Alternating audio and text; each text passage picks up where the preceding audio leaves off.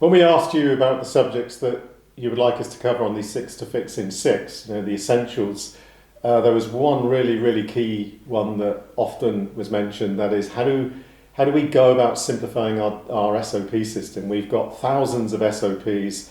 We know people aren't following them by the levels of deviations that are occurring due to non-compliances, but we don't know where to start. So this 6 to Fix is slightly different. There is no 6 to Fix. What I'd like to do is to walk you through a case study where we've taken one of our clients through a workshop that actually resulted in a massive reduction in their SOPs, massive return on investment. And what I want to do is to share that process with you. So not 6 to Fix, but it's going to be equally valuable and equally to the point.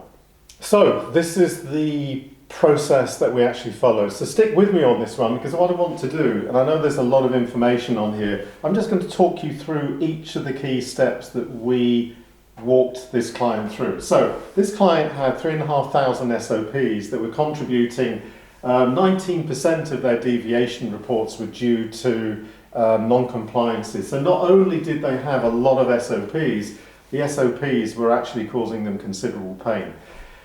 They didn't know where to start. So we said, well, let's go back to Pareto, because Pareto was right. 80% of deviations are actually due to 20% of common causes. 20% of your SOPs are actually more important than most of the others. So we actually got the client to look at the numbers of deviations associated with their SOPs, how many of their SOPs were really critical.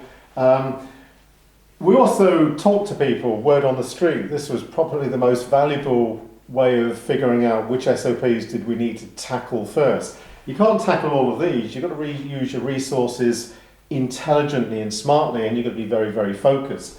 So we actually asked the operators, which SOPs are your biggest frustration? This is a really neat and easy way of finding out which SOPs you need to highlight on. We put these SOPs, the ones that we had identified as high risk and critical, and ones frustrated by the operators, the operators being frustrated by them. We did the highlighter test. We put those SOPs in the coffee room. We actually gave them a highlighter pen. We got them to highlight the bits of the SOPs they actually did, they followed. They posted them in the post box, so it was an anonymous exercise. And obviously what it showed was that there were certain SOPs where operators did most of what was required, but there was also a considerable number where there was no highlighter pen. In other words, they didn't follow anything on that particular SOP.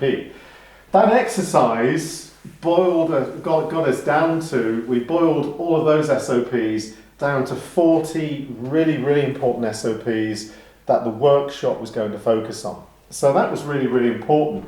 Then we ran a 2-day workshop. Now, some of you will be thinking, 2 days, I don't have time for 2 days. Well, as you'll see later in part 2 of this, the return on investment was significant, and trust me, this is worth that investment in time.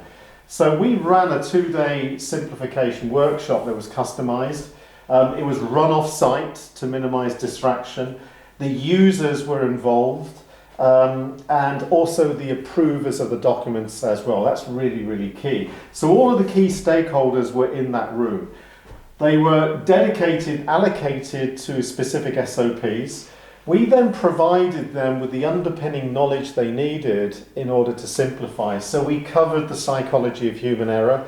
In other words, convincing them that in fact most of their SOPs were cognitively, from a brain perspective, impossible to follow. We took them through our behavioural model that's the subject of another 6 to Fix in 6 videos. We took them through the psychology of how the brain reads documents. So all of this was really providing them with the information to understand there had to be a better way of simplifying these SOPs so that they became more effective. We then actually asked all of the group, what's the core purpose of the SOP? What is the reason for being of every SOP? And as we all should know, is that SOPs only exist for one reason, and that is to drive consistency in that operation so that it's standardized. They are not there to satisfy regulators. That's not their primary reason for being. They are not there to be used as training aids. That's not their primary purpose. So that's a really, really important step.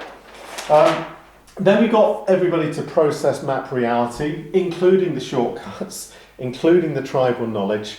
Most companies survive on shortcuts and tribal knowledge because the SOPs aren't working. This only works if you have a blame-free culture and an environment where people can put their hand up and say, you know what, I haven't been following the SOP for years, this is what I do. Some of this is quite scary, and that brings us to another exercise of risk assessment, but you want to know what is actually happening. Then you've got to decide what to remove or keep. Removing any of those process steps that add no benefit to consistency, in other words, the core purpose of the SOP. This is always a challenging step because people get nervous when they start to take information out.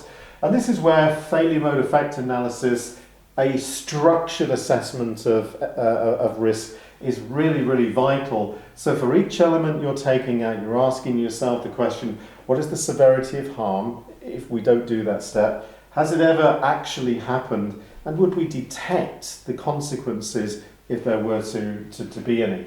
It's really important you document this because this is your justification supporting the simplification.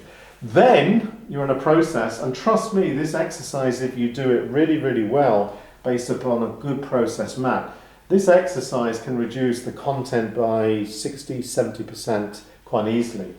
Then you're in a you're able to redesign the SOP in a way that is brain friendly. In other words, building on the underpinning knowledge that we provided earlier on. So use of pictures, use of process flows, building in the trigger events, those reminders of where the process is now different, using the Fleisch-Kincaid index, which is a readability score. All of this, notice, the objective is get rid of the words.